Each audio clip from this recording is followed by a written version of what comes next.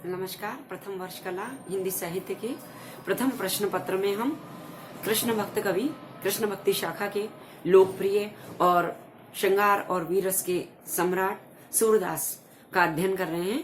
और मैं आपको इससे पूर्व के पदों में भी गोपी उद्धव संवाद पढ़ा रही थी और अब श्री कृष्ण वचन और इस अध्याय के अंतिम दो पद हैं जिनका की सप्रसंग व्याख्या हम कर रहे हैं।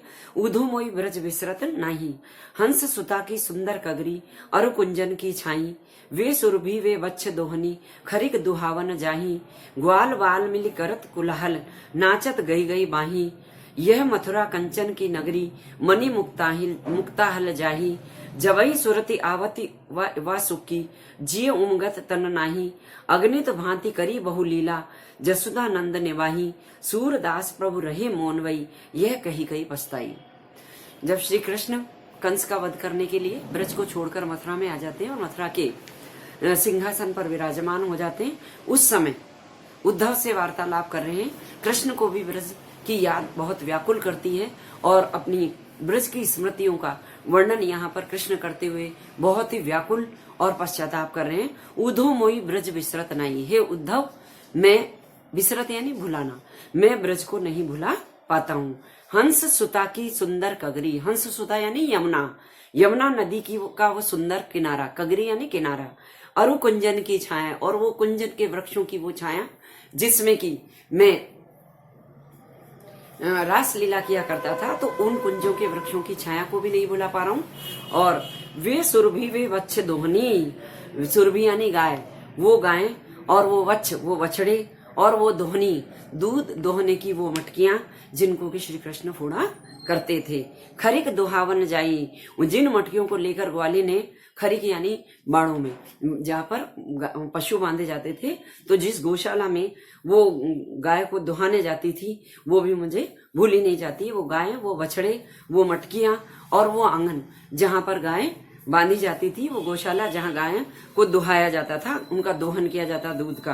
ग्वाल बाल मिली करत कुलहल, और सारे ग्वाल बाल मिलकर वहां पर जो कोलाहल करते थे, जो शोर मचाते थे, नाचत गई गई बाई, और अब सबकी गलबैया कर कर सब नाचा करते थे, यानी भुजा पकड़ पकड़ करके सब एक दूसरे के हाथ मिला मिलाकर नाचते थे। वो मुझे आज भी भूला नहीं जाता है। ये मथुरा कंचन की नगरी, ये मथुरा तो सोने की नगरी है, यानी यहाँ सोना सुख ऐश्वर्य तो है। मणि मुक्ताहल जाई, जहां पर मणि और मोती अपार हैं, और सोने की ये नगरी है, यानी यहाँ पर ऐश्वर्य है, समृद्धि है, विभव है, लेकिन वो प्रेम और वो निश्चल त्याग नहीं है।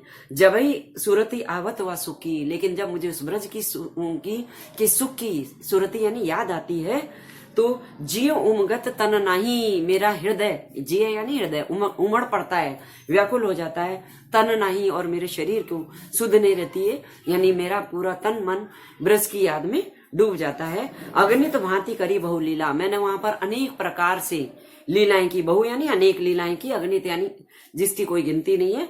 मैंने अनेक प्रकार की अद्भुत लीलाएं की।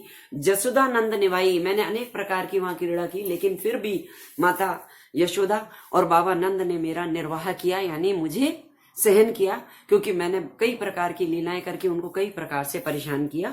सूरदास प्रभु रहे मौनवई, ऐसी बातें कहकर उन्हें ब्रज में बाबा नंद और माता यशोदा की याद आ जाती है, तो सूरदास कहते हैं कि इतना कहकर प्रभु मौनवई, मौन हो जाते हैं, यह कहीं कहीं पछताई, और ये सब बातों को कह कहकर वो पश्चाताप करते हैं कि उन्होंने यानी कौन सा संयोग था जब ब्रज के उस अद्भुत सुख को और माता पिता यानी बाबा नंद और यशोदा के वात्सल्य के सुख को छोड़ना पड़ा और इस मथुरा के ऐश्वर्य में आना पड़ा। तो यहाँ पर वात्सल्य रस का वर्णन और श्री कृष्ण का ब्रज के प्रति प्रेम, माता यशोदा और बाबा नंद के प्रति प्रेम प्रकट हुआ है। छाई जाही निवाही, सब जगह अंत्यानुप्रास है, रूपक अलंकार भी है। यहाँ पर अंतिम पद है द्वारिका चरित। इस पद में श्री कृष्ण और राधिका, जब श्री कृष्ण मथुरा चले जाते हैं और मथुरा से द्वारिकाधीश बन जाते हैं, लेकिन राधा से उनकी भेंट नहीं होती है। कुरुक्षेत्र के युद्ध में ऐसा कहा जाता है कि कुरुक्षेत्र में राधा पुनः श्री कृष्ण से मिलने आती है, और उस समय की राधा और कृष्ण की भेंट का वर्णन यहाँ पर किया गया है। राधा माधव भेंट भई, राधा माधव माधव राधा कीट भृंग गति वही जो वही, माधव राधा के संग राचे, राधा माधव रंग रही, माधव राधा प्रीति निरंतर, रसना करी सो कही न गई, विहसी कहो हम तुम नहीं अंतर, यह कही के उन ब्रज पठई, सूरदास प्रभु राधा माधव ब्रज सिंगार नित नई नहीं। सूरदास राधा और कृष्ण के नित्य नवीन विहार का वर्णन करते हुए कहते हैं, राधा माधव भेंट भई। कुरुक्षेत्र में ये युद्ध के समय श्री कृष्ण की राधा से भेंट हुई, यानी मिलन हुआ। राधा माधव माधव राधा, राधा तो श्री कृष्ण में हो गई और श्री कृष्ण राधा के साथ एकाकार हो गए। कैसे? कीट भृंग गति जो हुई, जैसे भौरे की गति कमल के अंदर बंद होकर हो जाती है, भौरे की गति कमल के साथ बंद हो जाने पर एकाकार हो जाती है, वैसे ही राधा और कृष्ण, राधा कृष्णमयी हो गई और कृष्ण राधामय हो गए। राधा माधव के रंग रचे, माधव राधा के, श्री माधव यानी श्री कृष्ण राधा के प्रेम के रंग में रंग गए। राधा माधव रंग रही और राधा श्री कृष्ण के रंग में रंग गई। माधव राधा प्रीति निरंतर, राधा और कृष्ण का जो प्रेम है वो निरंतर है, चिरंतन है। रसना कहीं सो कहीं न गई। जिव्या, सूरदास कवि कहते हैं कि मेरी रसना यानी जीव इस उस अद्भुत प्रेम का वर्णन नहीं कर सकती है। विहसी कहो हम नहीं तुम अंतर, हंसकर श्री कृष्ण राधा से कहते हैं कि मेरे में और तुम में कोई अंतर नहीं है। विहसी यानी हंसना।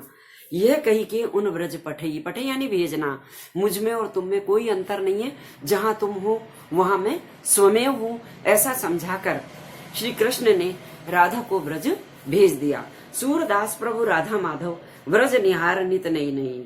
यहाँ पर सूरदास कहते हैं कि मेरे स्वामी श्री कृष्ण और राधा तो ब्रज में नित्य नवीन विहार करते हैं, विचरण करते हुए नित्य नवीन लीलाएं करते हैं।